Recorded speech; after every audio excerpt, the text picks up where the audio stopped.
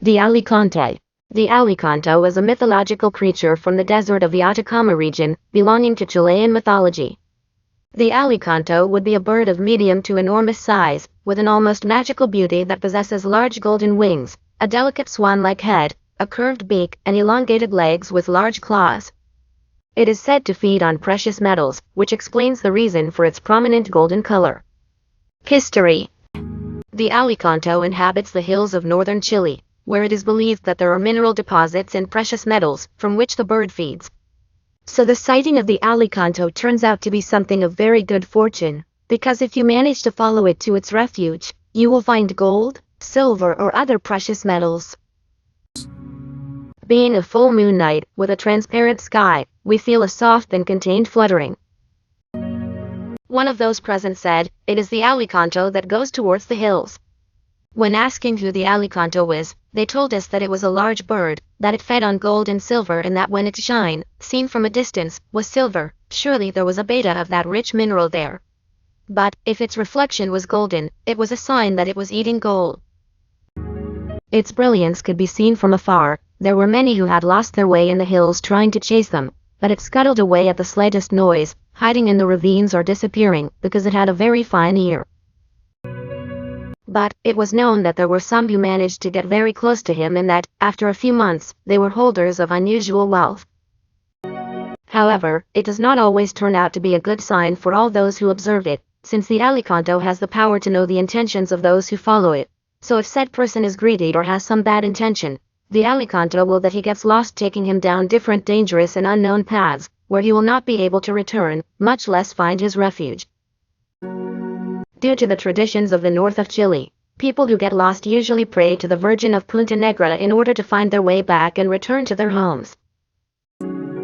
Another commented that the Alicanto did not let just one person take advantage of the places where it fed, and that when it realized that they were extracting the minerals with great ambition, it quickly took flight and disappeared, taking the silver and gold with it towards other places. It was a very desirable bird, but at the same time feared by the miners. Another commented that it was said that he liked music a lot and that he would go where there was a party, also that his flapping was soft and slow, so as not to attract attention. It is said that the Alicanto can blind those who observe it with its brightness, since most of the time its plumage is a brilliant golden color due to the fact that it feeds on gold. Therefore, if it feeds on silver, its fur would be a brilliant silver color. On the other hand, if the Alicanto eats, it will not be able to fly for a while due to its excessive weight acquired by the metal, which is not dangerous for the bird, since it does not leave tracks when walking and they will not be able to follow it. Always in our wanderings, both in the small north and a little further, they told us about the presence of this bird, the Alicanto. Some argued that it was not just an Alicanto, but that they were like a family, that there was the father, who shone like gold, the mother, who shone like silver, and the children, like lights that could be seen through the ravines. The legend of Lola as a young woman with an incomparable beauty, kind and measured. Everyone in town knew her as Lola. Her father, who wanted the best for her and for him, wanted her to marry a rich man, but she ended up falling in love with a poor and humble miner. Knowing her father's intentions, the young woman ran away with the miner and they secretly married. The lovers went to live in the countryside, and when they thought that nothing could be better, the young miner, together with a small group, found a secret mine full of gold and great treasures. Little by little happiness increased, and the delighted miner began to spend his treasures on liquor. When Dolores realized the great change that her husband began to have, she began to suspect her husband, since it was already rumored that he used his wealth to attract the most beautiful women in the area.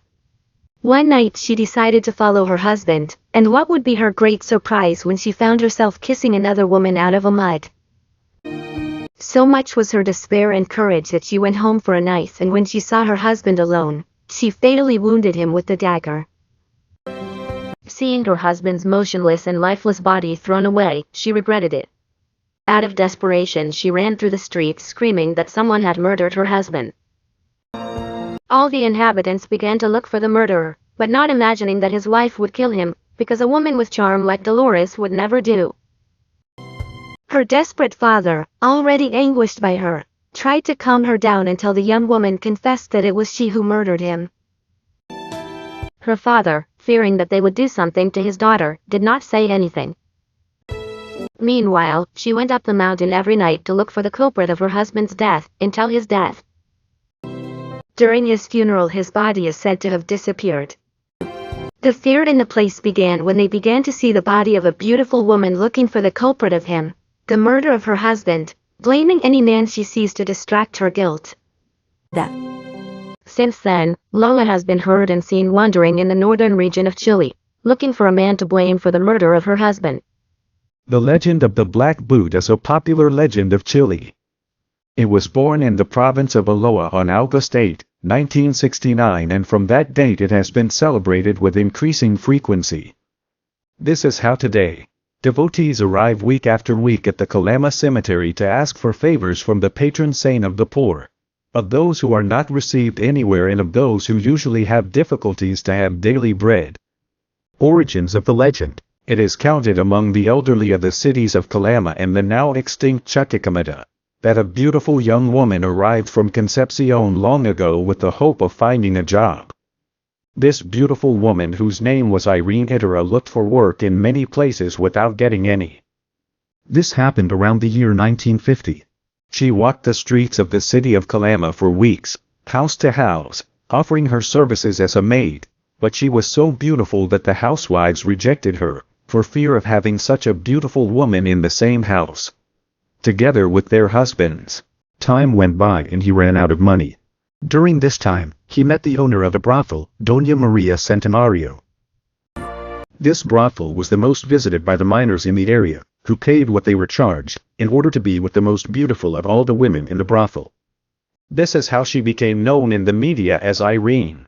She used to be calm, had a humble expression, and although she didn't laugh out loud, she had a very good humor. They say that she prayed for protection for her friends, for her, and thanked God for being alive.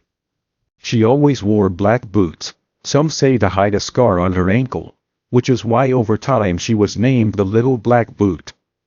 Over time, Irene met a working man from the area with whom she fell in love. Maria Centenario saw this relationship as a bad omen, foreshadowing that at any moment Irene would leave the brothel life to run away with her lover, which would be her ruin. In the town of San Pedro de Atacama, Maria Centenario pays a sorceress known in the area to separate this young couple. Determined to leave the past behind, Irene makes the decision to leave the brothel and follow a new life with her love. However, before being able to go live with his beloved, he was the victim of a detonation from which he could not escape and in which he tragically died. Sadness and anguish seized Irene, blaming herself, saying that it was a punishment for the life she was leading. One night on her way to the brothel, she realized that some men were following her. She tried to speed up her stride, but they ran to catch up with her and put her in a car. She was taken to the Pampas, where she was tortured, raped, and dismembered. She was found in a place called Punta de Rios, leaving Chuquicamata on the way to Tocopilla, where they found her remains scattered around the place, where the only recognizable thing was the little black boots. His funerals took place in the cemetery of the city of Calama, where his grave looked like a garden full of all species. A large number of people gathered to say goodbye to her and to pray to her for their own misfortunes.